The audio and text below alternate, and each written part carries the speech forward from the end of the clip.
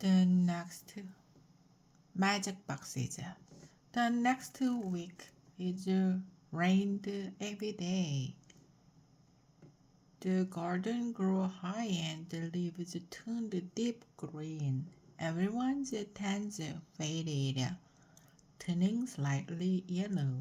Swimming lessons were cancelled, and Emily didn't want to play. I've got to read for the library summer reading contest. I won't get to go to the ice cream party if I don't get some more books finished. Why do you care about the contest anyway? What's so great about moving a marker across a map? Lydia asked. This year, the markers were covered wagons made from cardboard and construction paper. Emily had drawn a girl in a bonnet sitting on the seat of a horse. I'm halfway across the parade. Some people have reached the mountains already. Why didn't you enter? I don't like contests. I just like to read. Lydia agreed to go to the library with Emily, though, and help her pick out more books. They each brought home 4. Emily settled down on her living room couch, and soon all Lydia could hear was the sound of a page turning every few minutes. She sat in a big wing chair with her head resting on the side and her legs slung over the arm. In her book, a talking pig had escaped and had to be found. The pig keeper was out searching, even though it had an exciting beginning. Lydia began to feel restless. She liked to read that night best, lying in bed. Emily looked so comfortable and involved. Lydia didn't disturb her. See you later, she said, and let herself out the front door. It was raining too hard to go for a walk or work in the garden. She stepped in every puddle between Emily's house and hers. Her sneakers squished and slopped. She found Aunt May on the sun porch reading. Where's Aunt Connie? Lydia asked. Gone shopping. She tried to find you. I went to the library with Emily. She couldn't wait. She will be back about 5.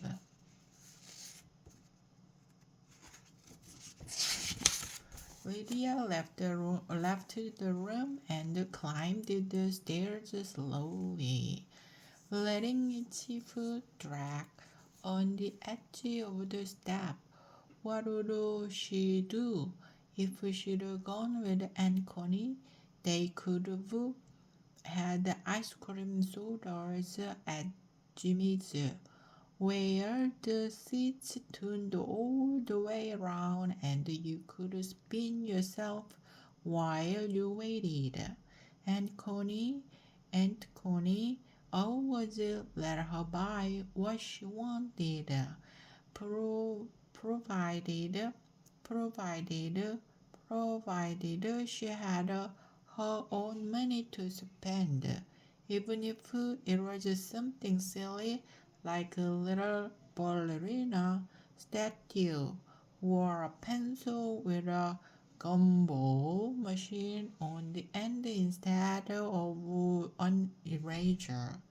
If she bought one of those, she could put the gumball machine in the dollhouse when she used to up the pencil. Maybe she'd work on the dollhouse today. She still needed to think up a project for the fair, too. The rain was coming down hard now, streaming over the window. Lydia turned on the light next to her bed and examined the dollhouse. The family looked just as bored as she felt. Everyone just sat, even the cook. What's wrong with you guys? Come on, we have to get going here. Cookie, let's make brownies.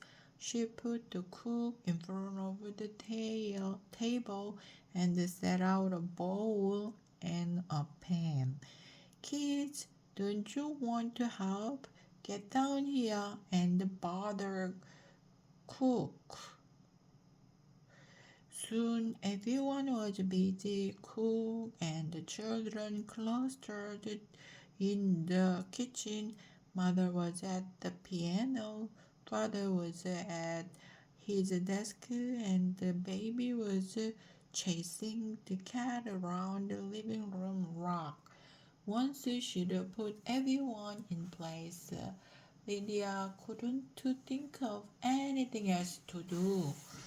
I could make new furniture, she thought. But it's more fun with Emily. She was good ideas like using sponges for chairs and more stuff. I only have scissors, cardboard, and glue. She wandered around her room, picking up odds and ends lying on the shelves or the top of the dresser. Shells and sea glass from the beach, a blue feather, two tiny bears holding hands. For a while she stared at the window, making believe there were races between the raindrops.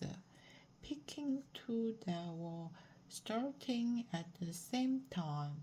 She'd bet on one, then follow them as they rolled down the glass. Sometimes a drop hit another drop and got stuck, but sometimes if it hit another and got bigger, it would move faster and faster. When that grew dull, she sat down in the rocker and rocked back and forth, be, looking around the room, hoping for a new idea. An envelope lay on her beside the table with her father's handwriting on it. When it came in the mail yesterday, she did read it quickly. She opened it again now. Sweetheart, how are you? I hope you are having fun. I think of you playing and swimming and it cheers me up. Sounds like you are making progress with the swimming. I'd love to see you. Remember when we used to go to the pond together? I'm feeling pretty good. The treatments are working. The doctor says I can tell myself I love funny bored, like that character on Bugs Bunny, Elmer Ford. That's what you can call me. Send me a letter soon. I get so bored. I wouldn't even mind if that perky rabbit came along and bothered me. I hope I'll be home by the end of the summer. Love, kisses, and a big squeeze from your dad. Dad. It sounded just like him joking about his bald head. Lydia knew that was from the treatment and the medication. Poor Dad, he was bored, just like her. If he was here, they could play cards. Hey, maybe she'd make him a card to cheer him up. Then she could walk down to the post office and mail it. She started to collect everything she needed: paper, crayons, markers, scissors, and glue, and some stickers. Right next to the sticker book, she found the shoebox that Aunt May had given her. Since Aunt May had a big feet, it was a big box. Once in school, when they made pinhole cameras out of shoe boxes, the other class had made dioramas. She could make a diorama in the box with a hole to peek in and a place on the top to let the light in. Is make one for that, she decided, is better than just a card.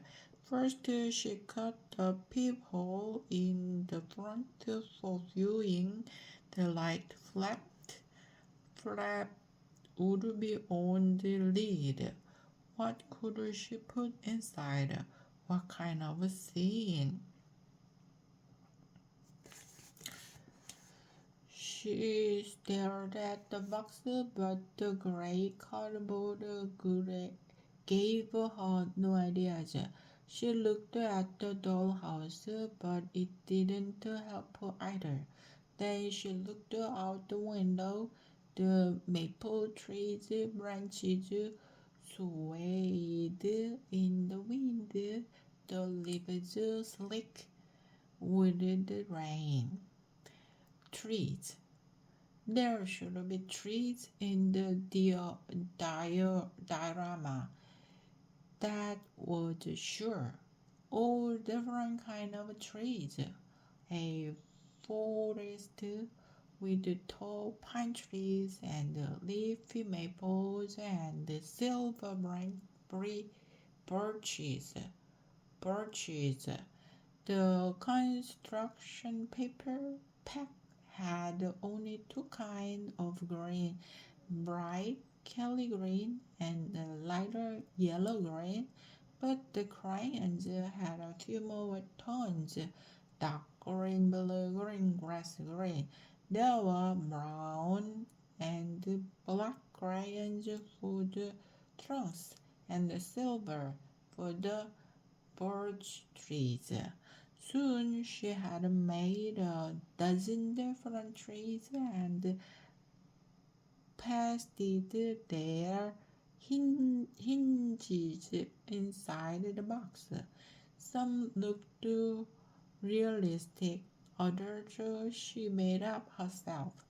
Her favorite was shaped like a giant green gumdrop. It gave her the idea of adding elves.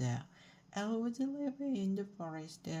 Their homes are inside the trees and in between their roots. Lydia told herself. She drew a little pole with green clothes and tiny red pointed caps. Then she cut out each one and pasted them in among the trees, picking out or leaning on a trunk or even sitting up on the branch. Above the forest, she made a deep blue sky with two tiny birds flying. But the scene wasn't finished. It needed more color. From a sheet of stickers that Ivy had traded her, Lydia added flowers. She found stickers of butterflies and a deer to add, As a last touch, she drew a stream.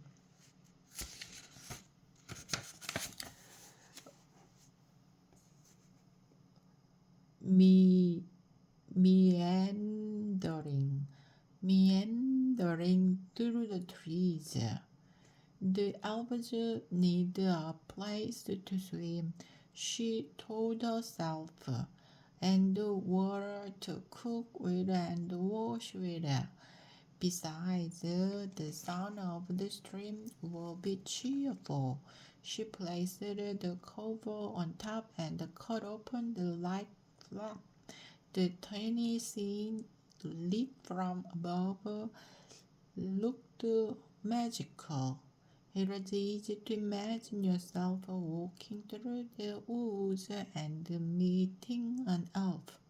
You could sit on the log and talk. You could fish in the stream. The box made you believe it. Lydia headed downstairs to show Aunt May.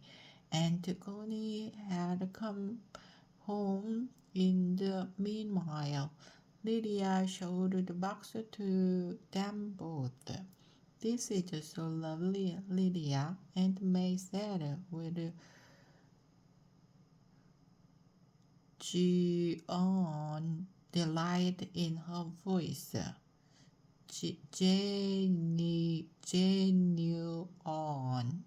Genuine delight in her voice. I've never seen anything like it. Whatever gave you the idea? I saw some dioramas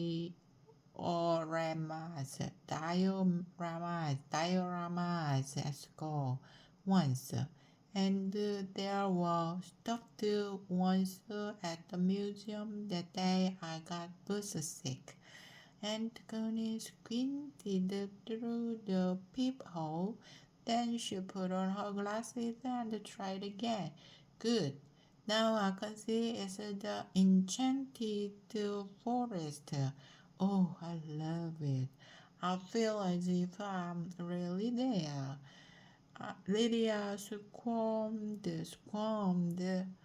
at their praise, but she felt happy and proud. It was the nicest thing she'd ever made, and she'd thought of it all by herself. I'm going to send it to Dad so he will have something to look at in the hospital. He's bored. He said so in his letter. That's an excellent idea, said Aunt May. We can send it in the carton we are packing. We bought some new tapes for him to listen to. Your mother said the medicine makes it harder for him to read much, so we are sending tapes of books. Aunt Connie was peering into the box again. I wonder, have you thought of a fair project yet, Lydia? No, I tried, but I couldn't think of anything that wasn't boring or too hard or just too ordinary. Well, I think you should make some more of these boxes. This is so delightful. You have an eye for color and detail. It's beautifully made, too. You can enter in the arts and craft category. Lydia considered it. What scenes could she do? This one had just flew out over her head. She hardly even thought about it. I don't know if I can think up any more. Connie brushed her objection aside. Nonsense. Use your imagination, use the books you read, use your memory. You can make scenes from stories if you like. Cinderella and her fairy godmother, Red Riding Hood and the Wolf. the Little Mermaid. Lydia smiled, catching her aunt's enthusiasm. She could do it. With each story mentioned, a scene came to mind. I want to get more paper and stickers too, and toothpicks is a good idea. Thanks, but I still want to send this one to Dad. Dad, I'll pack it in the carton. And May said, why don't you write a letter to go with it? I'm going to mail it tomorrow. Do you have any more shoe boxes? Lydia asked them both. Check the upstairs closets and the boiler room in the cellar. I'm sure there are a few lying around ready to be transformed. You can use the ribbon box too and the gift wrap box. They are in the cellar next to the holiday decorations, Aunt May told her. Aunt Connie was heading upstairs to change. I'll check my closet right now, she said. Lydia went down to the basement in search of odds and ends. She finally had a project for the fair, and she had 2 more weeks to get ready. Maybe she'd win a prize, maybe her mother would be there and she'd win a prize and make her happy. I'm so glad it rained, she thought. The rain stopped the next day, and the sky blue posters with the red and the yellow furry wheels in the center appeared all over town, announcing the August fair. They hung on the door to the children's library on the Boa house at the lake, on the telephone poles at the railroad station, and by the movie theater. Lydia traced the spoke of the Ferris wheel on the Boa house poster. Prize boots contest, fireworks fun for all ages. She read aloud. Last year I owned a giant rabbit. Emily said, your father owned the rabbit. Abby corrected her. My father owned throwing baseballs, but he gave it to me. Well, he wouldn't want it for himself, would he? Said Ivy. A giant pink bunny on his bed would look pretty weird. Lydia giggled at the thought of Mr. Mott sleeping with his arms around a stuffed animal. My mother will get here just in time for the fair. Lydia realized counting the days on her fingers. She's coming a week from Friday. Are you finished with your project? Emily asked. Not yet. I have 2 boxes to go. Can you see them? Asked Ivy. When I'm done. Lydia had finished 3 boxes so far, but she still kept adding to them, finding new ideas for little extra things. A kitten or a mouse sticker for a kitchen scene, a doily to use for an apron or a bonnet. The scene from Cinderella was her favorite.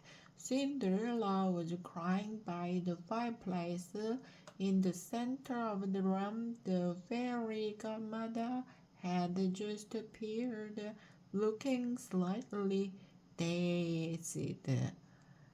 dazed, as if a magic trap left her a little disoriented. Disoriented. A pumpkin as big as a footstool sat by the door. Lydia had made it out of orange Play-Doh, and she'd used shiny gold foil for the fairy godmother's gown and matchsticks for the logs in the fireplace. The singe from Snow White and from the three bears still want to finish it, tired of making the inside of rooms. She'd tried to think of an outdoor scene from the three bears that would show the bears and Goldilocks both. Finally, she decided to have the bear's house in one corner with Goldilocks peeping in the window, while on the other side of the box the bears would be going off into the forest for their straw. I'm going to work on them every night this week, but I've got to get more stuff. I'll go downtown with you, Emily offered. Are you going to the 5 and 10? Lydia nodded. Direct, said Ivy. She'd been saying that ever since she read it in a book. I can't go. My mom's taking me to the mall to get new sneakers for school. I'd rather go with you. She looked at her sneakers, once pink, now gray. When I was younger, I used to get excited about new sneakers. Lydia nodded. Me too. I used to be back. I used to back for purple sneakers with vel- vel- Velcro, or sneakers with elephant faces on the front. Emily joined in. One time I saw sneakers that played from the heart of Montezuma. Montezuma. They were green and brown like army cloth, and the song played when you pushed the heel. Mrs. Amiez wouldn't change her plans, so Lydia and Emily headed downtown on bikes by themselves. Lydia rode Aunt Connie's old 3-speed. It wasn't as shiny as her regular bike, but it rode smoothly. And there was one more thing that made her feel at home. The 5 and the 10 contained hardly anything that cost only 5 or 10 cents anymore. The gumball machine at the front took a nickel, and the cardboard fortune card cost a dime. Everything else was more than a quarter. Lydia and Emily walked to the back where the arts and crafts supplies were kept. The old wooden floor, buckled with age, was as wavy as the lake on the windy day. It would be great to roller skate in here, Emily said, following Lydia through the store. As she spotted a good find, Lydia dropped them in the shopping basket. Gummed stars, a new glue stick, colored cardboard, origami, paper with designs on it. Emily bought a tube of plastic bubble gum. Why don't you let me see the boxes? Emily pestered. I'll show you as soon as I've finished. But why can't I see the ones you've finished already? Lydia shrugged. She didn't want anyone to see them before the fair. What if they weren't any good? If she lost her nerve, she wouldn't enter them, and then she wouldn't have a chance at any prize, and her aunt would be disappointed. And for the fun of it, Aunt May kept saying, but it was serious to Lydia. If you work hard at something and then people don't like it, you feel as if your best wasn't any good. Emily stopped begging.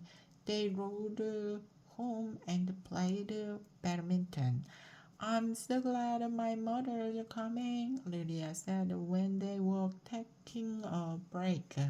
Sucking on orange juice, ice pops from the motor's fridge. Why didn't she come sooner? Emily asked. She had to work and go visit my dad. I'm going to show her how I can swim. We will swim out to the raft together. She won't believe I can go that far, Lydia said. Emily nodded. By the next Friday, Lydia was so excited that she had trouble concentrating on her swimming lesson. Her teacher had to remind her over and over to keep her face in the water as she swam. After lunch, Lydia put on her dress and combed her hair neatly. She had even polished her white sandals. At the airport, Lydia and her aunt waited at the end of a long corridor. As each plane arrived, a stream of people walked toward them. I can't see her. Lydia hopped on one foot and then the other impatiently. Finally, she spotted her mother in the crowd. Her hair was cut very short and she was even thinner than Lydia remembered. Maybe it was the bag she carried over her shoulder that made her seem stooped over. Or maybe she was just tired. Mommy! Lydia threw her arms around her mother's neck and kissed her, breathing in her lemony summer perfume. Her mother squeezed her tight and grinned. Have I missed your hugs? Hello, Jane. Aunt May kissed her cheek and took the back off her shoulder. Oh, it's good to have you here at last, said Aunt Connie. It's good to be here, said Lydia's mother. She linked her arm through Lydia's as they walked to the luggage area. Her suitcase finally appeared on the shiny conveyor belt carousel, and Lydia managed to pull it off all by herself. Aunt May carried it to the car and put it in back. Lydia and her mother sat together in the back seat.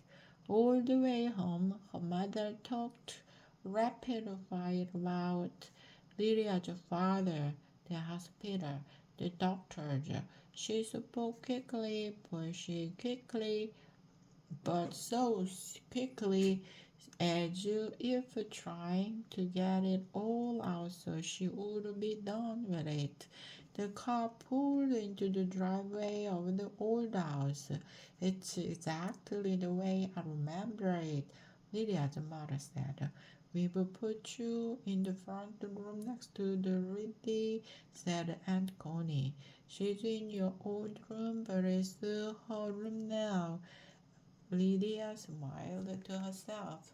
It was her room now. After her mother changed into shorts, Lydia showed her the garden. I do the weeding and I planted some stuff for myself, peas and string beans and these squashy hills. She paused by the apple tree to check her monogrammed apples. They'd grown much bigger and hung heavily from the branch. One was beginning to redden. The other was still green. With the tape covering the skin, Lydia couldn't tell what the monogram looked like. Jane swatted a mosquito that had landed on her calf. First bite. That didn't take long. They want a taste of pale city blood, I guess. Her mother held out an arm to compare with Lydia's. Look how tan you are. Her arm was pale as skim milk against Lydia's freckled tan. I didn't go outside much this summer, but I'll make up for it now. Let's go to the beach tomorrow and stay all day. They circled back toward the kitchen door. On the porch, her mother stretched out on the lounge chair and settled her head back against the cushion. Want a glass of lemonade or some iced tea? Lydia asked. Iced tea sounds delicious. Thank you, sweetie, she answered with her eyes closed. By the time Lydia returned with the glass, her mother had fallen asleep. She wandered back inside and told her aunts who were starting to make dinner. She's on out, said Aunt Connie. Poor chick, completely worn out from everything she'd had to deal with. I'm glad she's finally here with us so we can help her now. Maybe she doesn't want to be helped, suggested Aunt May. Lots of people like managing on their own. Aunt Connie snorted. Just because you are a stubborn old crowd doesn't mean everyone insists on total independence. Aunt May chuckled. I like to solve my own problems, then I have no one to blame but myself. I think Jane's doing a fine job.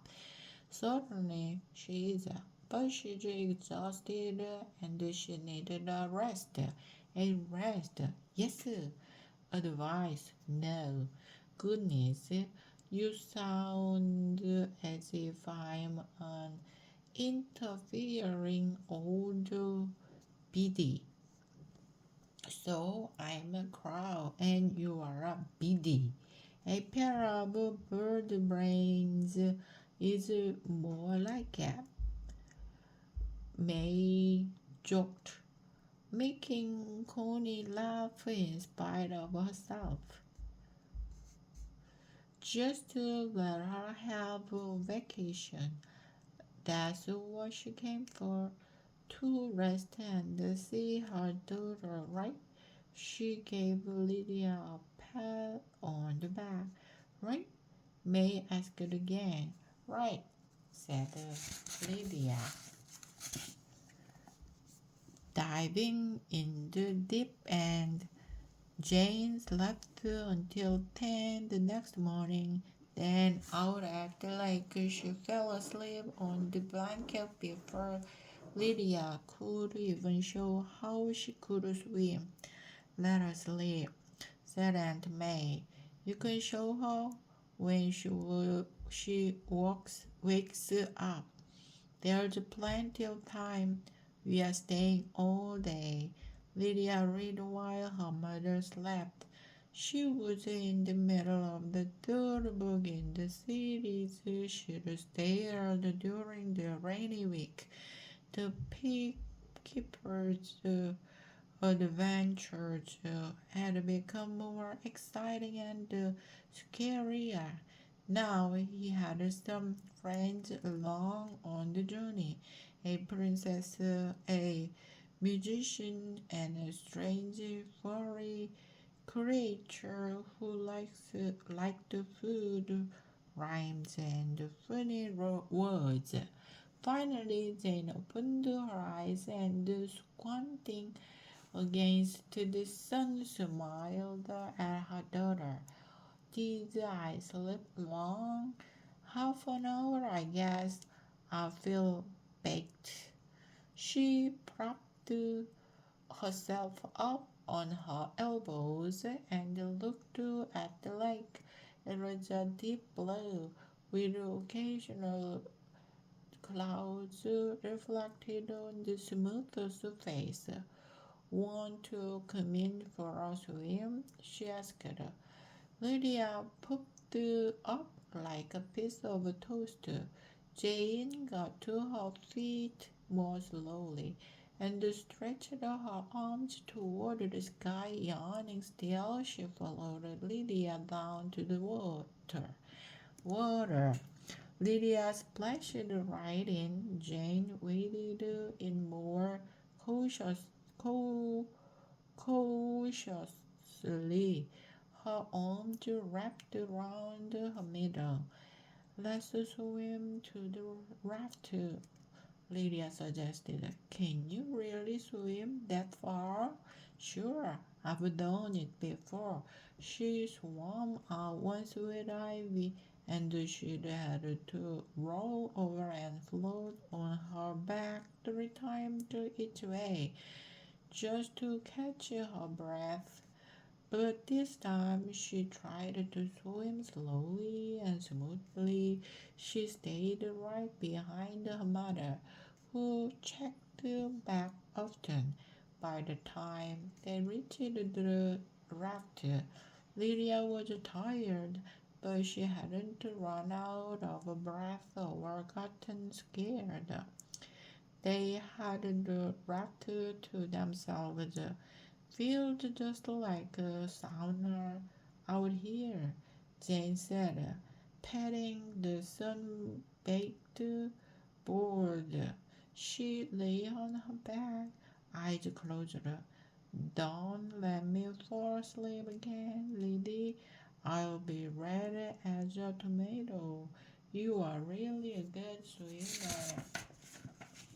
Now, you know what? You know that you kept right up with me, and it wasn't any baby straw.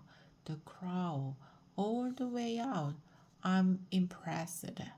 Lydia lay beside her, watching the clouds move across the sky slow as a giant turtles. She smiled at the compliment. Wait until your father sees you. When can I show him? If her father could come swimming, Lydia knew for sure that he was going to get better. There's a chance that he will be home at the beginning of September, but it's not a sure thing. Lydia frowned. It was never a sure thing that proved it. He probably wasn't getting better. They just wouldn't tell her. When can I see him? As soon as we get back, we'll go right over to the hospital. He lives with the magic box you sent him. He says that every time he'd discouraged her, he looked inside as his magic charm. He says the magic will make him well. I think he really believes that. How did you make it?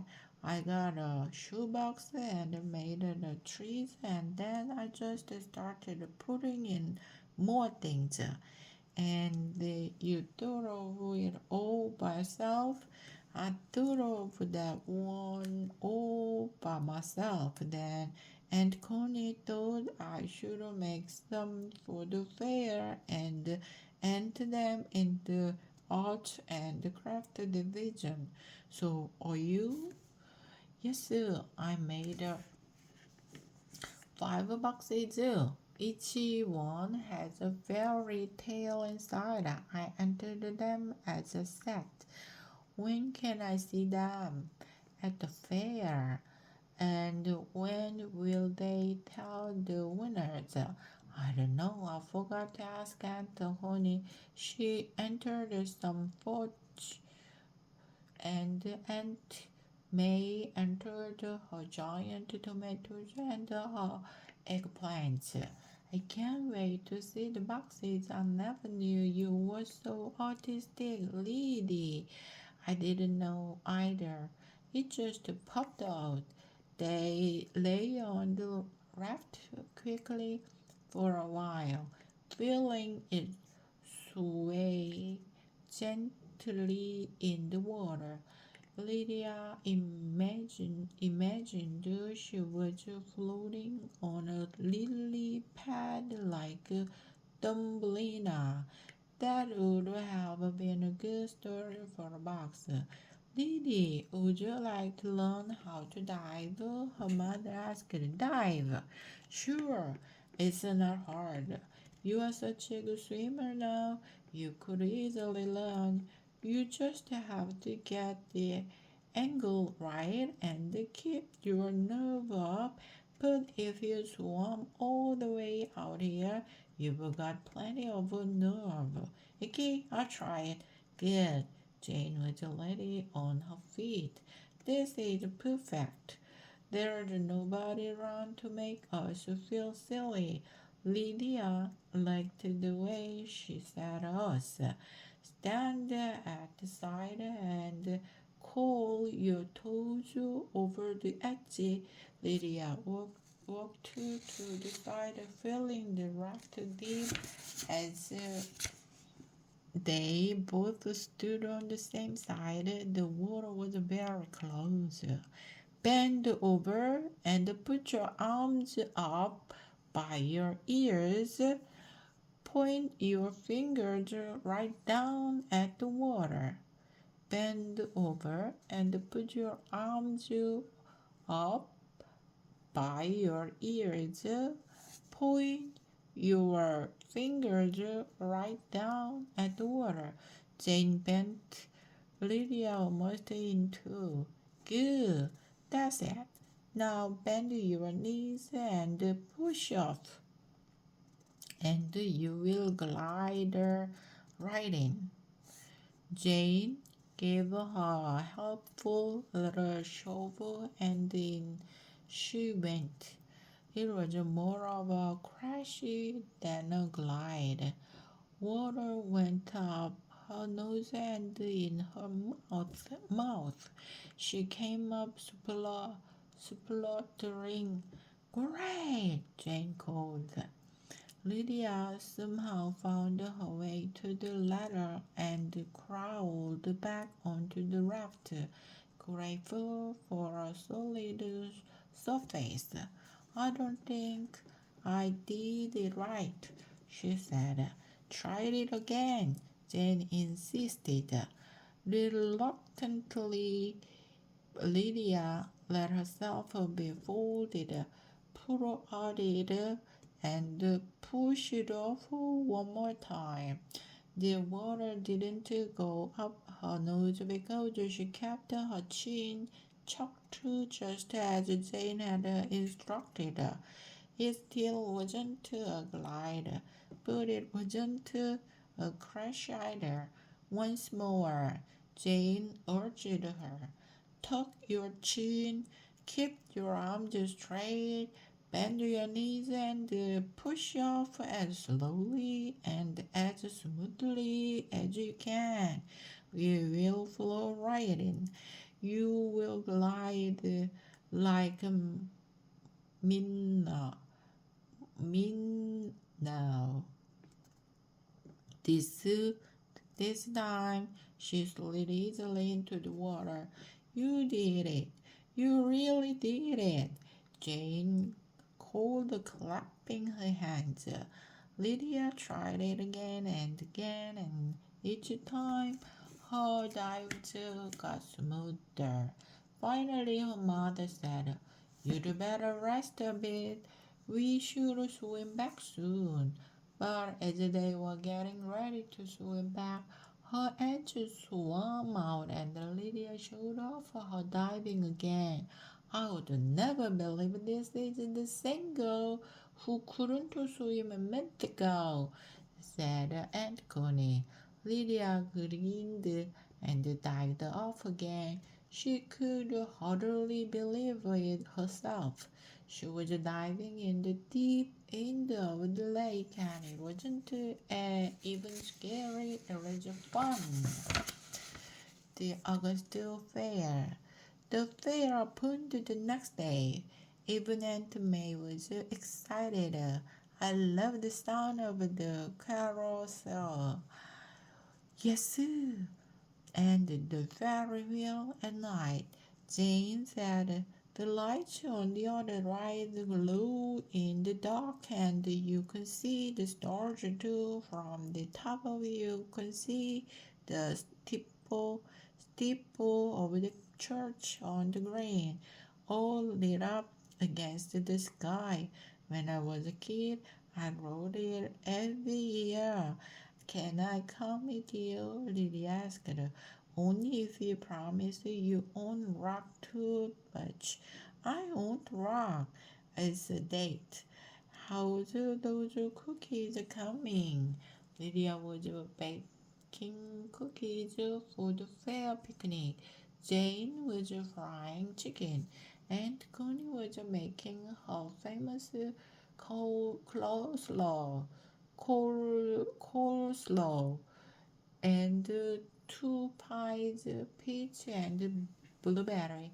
It's the official taster and the general. Aunt May said without a hint of embarrassment. "Troops, your travel instructions. We leave about 1. That gives us some time before supper to check out the exhibits and join some contest. Time for our picnic and lots of time for after supper." "When are the contests?" Lady asked Jane. "And which ones did you enter us in for? 30, I think. We are signed up for the 3-legged race, the potato sack rally, the wheelbarrow race, and the raw egg run." "Good thing they are before dinner. I'd hate to do all that on a full stomach." "Mrs. Maud asked us to sit with them for the picnic," said Aunt May. "We'll all share dessert. I'm going downstairs to see if I can find the cooler." That night, when Jane came in to tuck Lydia into bed, she paused by the dollhouse. She ran her finger along the curved back of the old couch and picked up one of the old-fashioned lamps.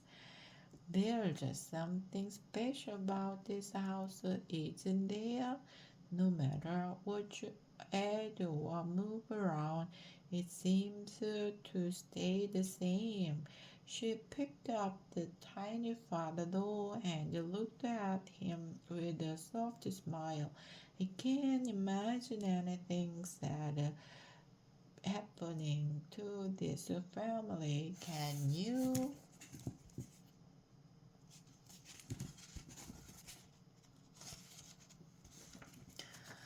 They have adventures, Lydia said. We took them climbing on cliffs and the children had to be rescued. Adventures, yes, I gave them adventures too, but those were just scrapes, not real catastrophes, except one time when your yellow cat took the little girl. I finally found her under the sofa. She wasn't chewed, really, just damp. I guess if I do or a doll ever really got loose, that would be a truly sad thing. She put the little father doll back in the house, setting him gently on the sofa beside his wife. Jane gave Lydia a hug and a kiss and turned out the light on the bedstand. Moonlight from the window made the room pale. Want me to pull the shade down? She asked Lydia. No, I like it. No, I like it this way. They say moonlight gives you dreams, her mother said. I bet I dream about the fair, Lydia said. If she dreamed about the fair, she didn't remember it the next morning. She woke up for the first time at dawn, shivering in the unexpected cold. She groped for the blanket at the foot of her bed and pulled it up over her shoulders. Only half awake, she snuggled under its comforting woolly weight and drifted back to sleep. She woke again when the tea kettle whistled downstairs. "Brr, it's cold," she said to Aunt May. She was greasing the waffle iron. Taste of fall. Got to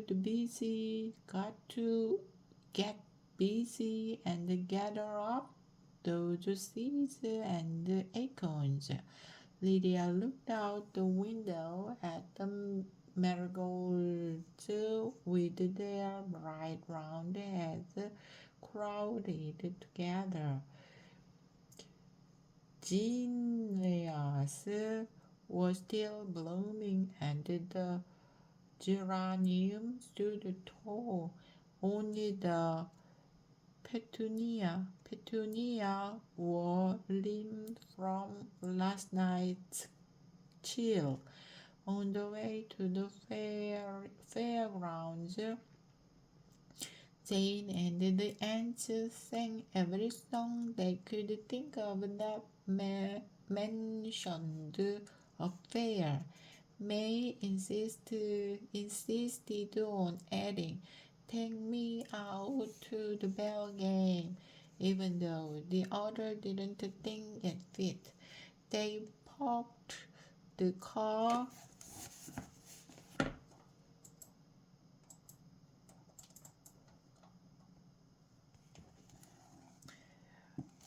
in a rut-filled turned parking lot of the day. "Let's leave everything in the car until the picnic. We don't want to lug stuff around with us," said May. "Exhibits First, said Jane, let's see how Lily's boxes did in a big building that had once been a barn. Tables lined both walls, piled with cakes, cookies, pies, and candy, then the vegetables and the fruit, then the sewing, and the arts and crafts. Prize ribbons, blue and red and yellow, were pinned or taped on the winners. A watermelon as big as a pig wore a shiny blue ribbon lying on top. Aunt May's vegetable hadn't won anything, just not big enough, she said with a smile. Next year, I'll try seed framed and start even earlier. That's the trick, I think. The arts and craft were down at the end of the aisle. At first, Lydia couldn't find her boxes. Then Jane spotted them in the corner. Look, there we are, on the shelf. Lydia found them finally. She was about to pick up Cinderella and peer in at the little scene when she noticed the ribbon. It was taped to the side of the Three Bears box, a blue ribbon. First prize junior division, she read. Congratulations, said her mother, giving her a hug. Aunt Connie and Aunt May hugged her too. She just grinned, not knowing what to say. She'd never owned anything before. Jane was busy peering into each scene. Look at the details in this one, she said, handing the snow white box to Aunt Connie. I still can't get over how magical these are. You you make a little world in each one. And you said you didn't have anything special about you, and May teased it. Lydia and Jane didn't win any of the races later.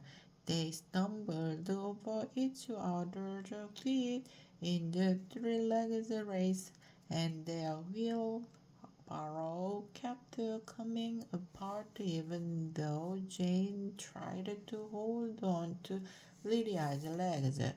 They laughed so hard that tears made tiny lines on their dusty faces. Mr. Matt and Emily won the egg race, but Ivy's egg landed on her mother's foot. Eek, said Mrs. Am- Amy, wiping egg yolk off her toes. After the contest was over and the prizes had been distributed, Jane and Lydia walked slowly toward the picnic area with their arms around each other. Antigone had spread out two blankets on a soft, greasy spot near a big beech tree. Mrs. Marr had set out her family's blankets nearby, and so had Ivy's mother. More and more families wandered onto the field until it looked like a village of blankets. Jane flopped on her stomach and sighed, if I laugh anymore, my stomach will split. Lydia wasn't ready to sit down yet. Come and play tag, Ivy said. Lydia followed her to the other side of the field where there weren't any blankets to avoid. When they returned, the food was food was spread out and the grown-ups had started to help themselves. She, Emily, and Ivy filled their own plates and sat with their backs leaning comfortably against the trunk of the big beech tree. Lydia listened to the music from the rides. What ride should we go on first? The octopus, said Ivy. The wild mouse, said Emily. Save the Ferris wheel for me, Jane called. Over the Lydia. We'll go up together when it's dark. Throughout the meal, people stopped by the blanket to say hello to Jane. Old friends from grade school and high school who had heard she was back, May and Connie's friends who wanted to welcome her, even her old boyfriend from college. I didn't know Tom still lived here, Jane said to Mary when the dark-haired man had left. Moved back about 3 years ago to help run his father's practice. The judge retired finally. The girls were finished eating and anxious to get off the rides. Can I go now? Lydia asked. May I? Her mother corrected. Yes, you may. Want to take Brownie? Oh, wait. You need money for the ride and the boots. She dug around in her pocket and gave Lydia several crumpled bills and some change. Don't bother with the coin toss. It's impossible to win anything except an ashtray, and nobody here smokes. I'll meet you at the Ferris wheel at 9, okay? Lydia nodded and waved goodbye. She had to run to catch up with Emily and Ivy, who were halfway across the field already.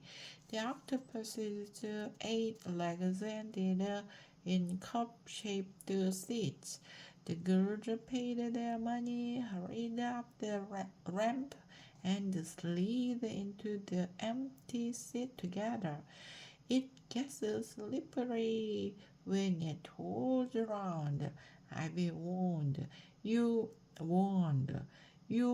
bump into each other like crazy. The right man checked the seats, making sure that each door was firmly shut. Then he stepped into the control booth. Hold on tight, everyone, he said through the microphone. Here we go. The music blared, and the lights on the octopus arms blinked on and off as the machine revolved in a slow circle. Gradually, the speed increased and the arms began to move up and down as well, around and up and down at the same time, just when Lydia thought she could handle this ride after all. The seat itself began to spin around. Ivy shrieked in delight as she slid into Emily, who laughed and tried to brace herself by holding tight to the center handle. Lydia tossed first right, then left, too scared to enjoy herself. Put out your arms and hold on the back with both hands, Ivy suggested, just guessing from the look on her face that she was frightened. and brace your feet against the center post, Emily added. Lydia did what they said. Once she felt more in control, she began to enjoy herself and even laughed when the arm flew up and then dropped sharply with no warning. When the ride slowed down and finally stopped, she was willing to go again. Let's try some others first. We can come back later, Emily said. Wild Mouse is next. The Wild Mouse had tiny cars in the track that zigzagged in and out of a huge piece of cheese. There was only room for two in each car. I'll go along. I'll be awkward.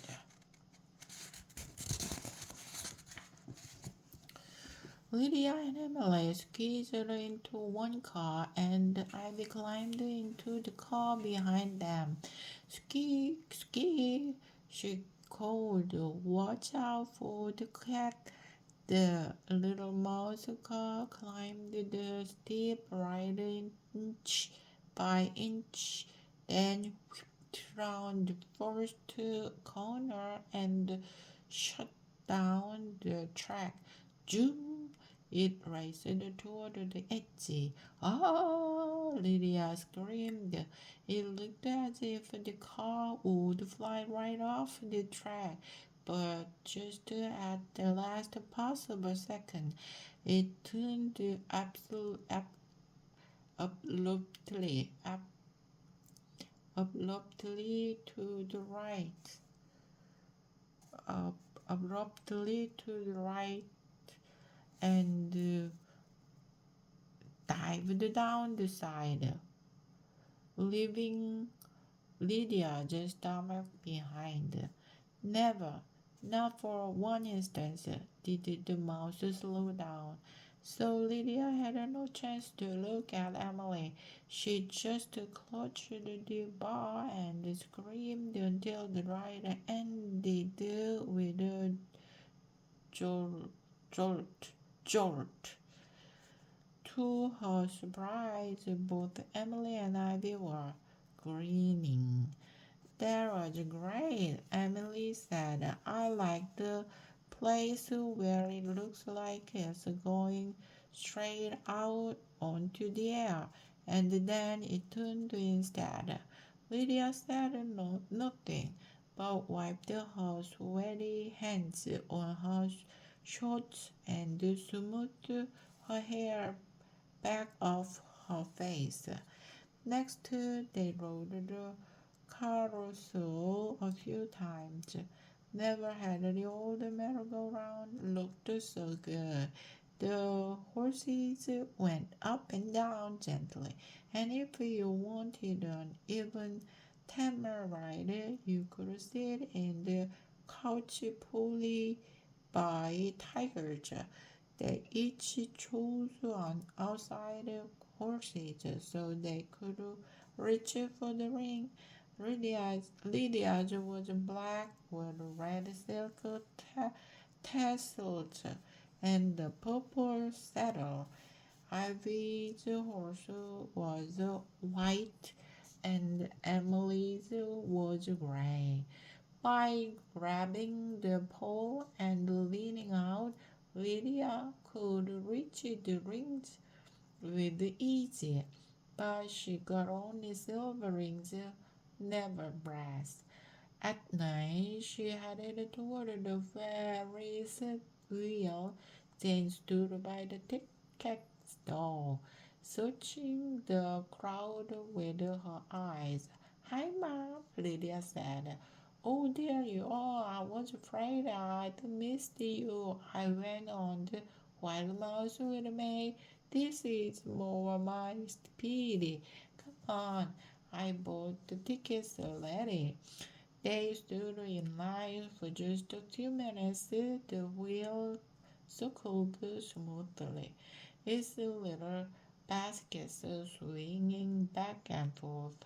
Against the dark sky, the colored lights twinkled and the music played continuously, as cheerful as the music on the carousel. Jane and Lydia waited for the man who waved them forward, then sat down in the basket. As soon as they seat was full, the wheel began to turn, bringing them up to the top, then down the other side beneath them.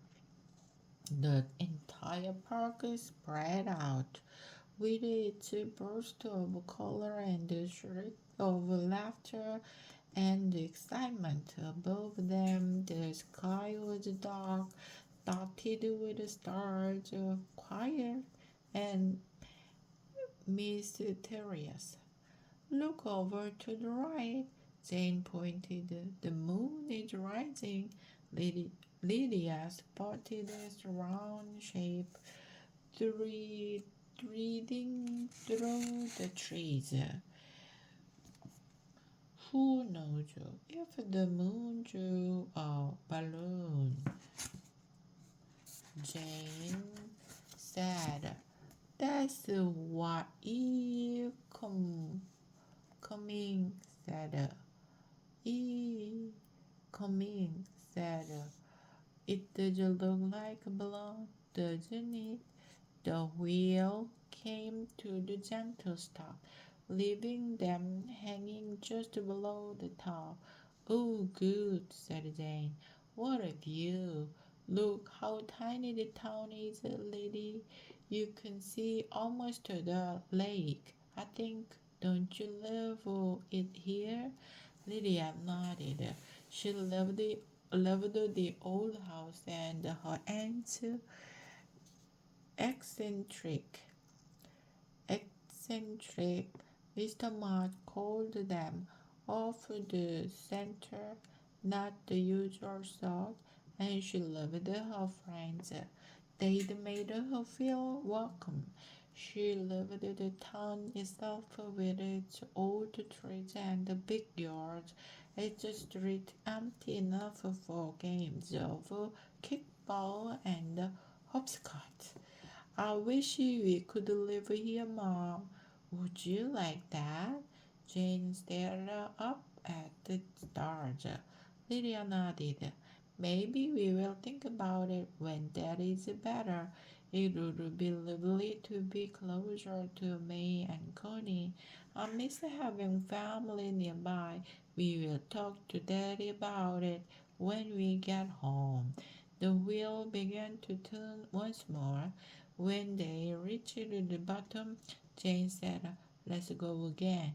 She gave the men 2 more tickets and they stayed in their seat. Down below, the fair stretched out like a make-believe land. It could be seen in one of my boxes, Lydia said. I'll make a fair box for Daddy. He could pretend he'd been here with us. Jane sounded sad. Lydia remembered her own doubt.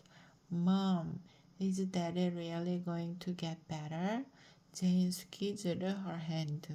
I think so, sweetheart. He's trying too hard. The doctors are trying. He's got a good chance, but it's not a sure thing. It never is. What will we do if he died? I don't like to think about it. I don't think it's going to happen. I really don't. Mike wants to live more than anything. He's a fighter. They sat in silence, holding hands as the little basket swung gently in the dark. Lydia wanted to ask again, but hesitated. What if he didn't win the fight? Why didn't her mother say what would happen then? As if she could read her thought, Jane continued. If If Daddy doesn't get well, sweetheart, we will miss him. We will miss him, but we will keep on going. We will figure out what to do and we will keep going, right? Jane put her arm around Lydia's shoulders and pulled her close. Lydia left herself be cuddled. The fear gradually faded. I want him to get better, Mom. Well, next week we can see him and tell him yourself. He's so anxious to see you. The ride was over. Dan hadn't even noticed that the wheel had stopped turning and now was moving in little starts, letting off passengers from each basket. Their basket Their basket landed at the bottom and the driver helped them step down. Walking into the crowd, Lydia turned to her mother. It's nice here at Christmas, she said with a grin. Jane laughed and gave her a hug. I know it is. Is this a hint? Okay, maybe we can all come for Christmas this time. I hope so, Lydia said. On the last night of their visit, Aunt May and Aunt Connie planned a special dinner. Fresh picked vegetables from the garden, lobster, butter, and sugar corn, and blueberry pie with ice cream. And Connie said they ate outside at the picnic table, but Aunt May covered it with a lace tablecloth and set the places with grandma's old silver and cut glass goblets. In the center, she lined up a row of tall white candles. It was already twilight when they sat down to eat. The candles lit the table and made the silver shine. I feel so elegant, Jane said. All we need is a violinist to serenade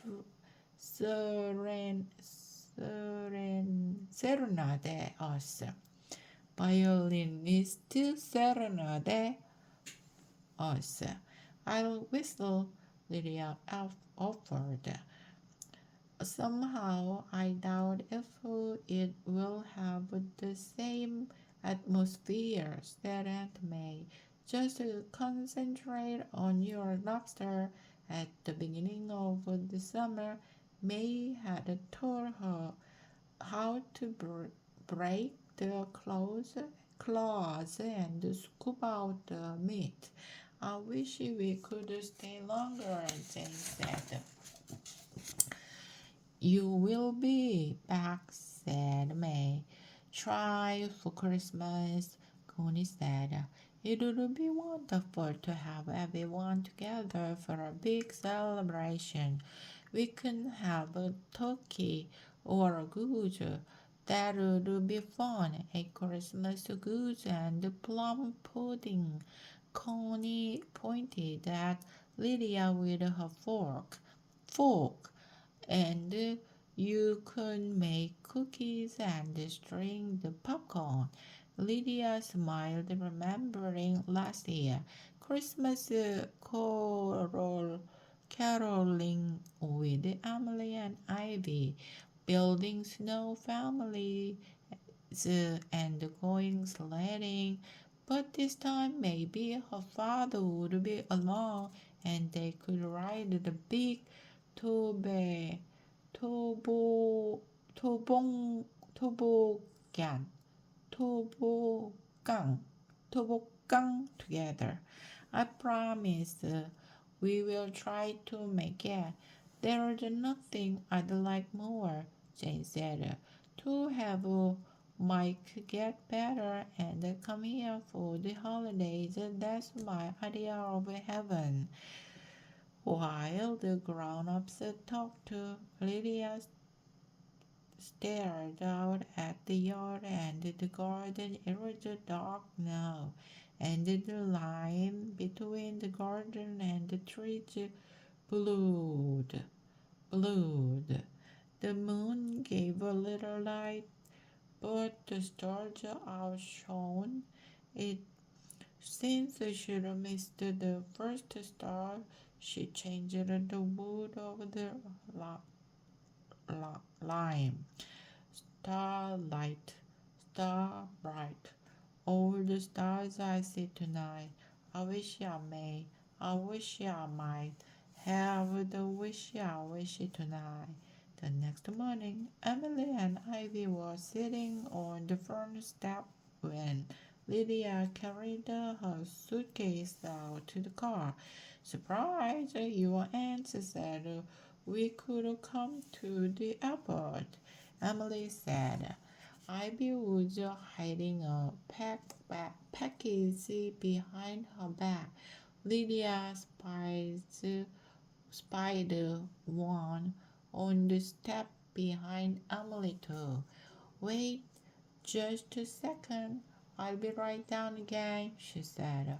Her backpack sat on the chair where she had left it. In the front pocket, she'd packed the swimmer's card awarded on the last day of lessons. She was the intermediate class now. She'd also packed her aunt's going away present, a jigsaw puzzle of elves in a snow forest.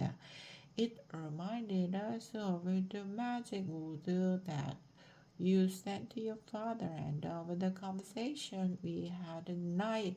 We did the mystery puzzle together, and Connie said when they gave it to her, "You've figured out how special you are." I think Aunt May added, "And if you ever forget, you just give us a call and we'll remind you." She took a last look at the dollhouse. Everyone was comfortably seated in the living room together, even the cook and the baby. They would wait for her return. She pretended to turn on the old-fashioned radio so the dogs would have music to listen to while they waited. With her backpack over one shoulder, she went quickly downstairs and managed to slip out the back door without being seen. She had one last errand to do in the garden. Back at the front of the house, the car was packed, and her mother, her aunts, and Emily and Ivy were standing in the driveway, waiting to pile into the car. "Where were you?" Jane asked. "I took a last look at the garden. Everything's packed, even the magic boxes." The three sisters just sat in front, Jane in the middle and May at the wheel. The three friends sat in back. No one talked too much on the way to the airport. At the ticket counter, they checked their bags, but Lydia kept her knapsack on. Knapsack on. Then they all went to the gate to wait for the boarding announcement. Finally, Emily brought out the present she'd been trying to keep out of sight. "We brought you going away present." Open Ivy's first. Lydia unwrapped the square package. It was a box of note cards with a different colored crayon on the front of each, so you could write to us. Ivy said. Now open Emily's. It was just so scared, but heavier. Lydia untied the ribbon and slipped off the wrapping paper. An address book? I never had one. Look inside, Emily said. Lydia flipped through the pages and stopped when she spotted some writing. Emily's address, Leo's, and Johnny Ringer's. Ivy's. Her lunch had each been printed carefully on the right letter. Thank you, Lydia said. I have something for you too, and for you, she said to her aunt. You, said Aunt Connie. Everybody close your eyes, she ordered, except you, Mom. She reached into her knapsack. Pull out your hands. Into its outstretched pair of hands, she placed a monogrammed apple. In the center of each apple was a pale letter, I for Ivy, for E for Emily, M for May, and C for Cooney. Boarding flight 731 at gate 9, the loudspeaker voice said. That's us, said Jane. Jane hugged her sister and picked up her bag. Lydia hugged her aunt. Thank you for having me. We lived it, said May. It would have been so dull without you, said Aunt Connie. Hurry back and continue on Christmas. Goodbye, Lydia, said Emily. I promise I'll write. Me too, said Ivy. You can write to us together. Lydia put on her backpack and followed her mother down the aisle.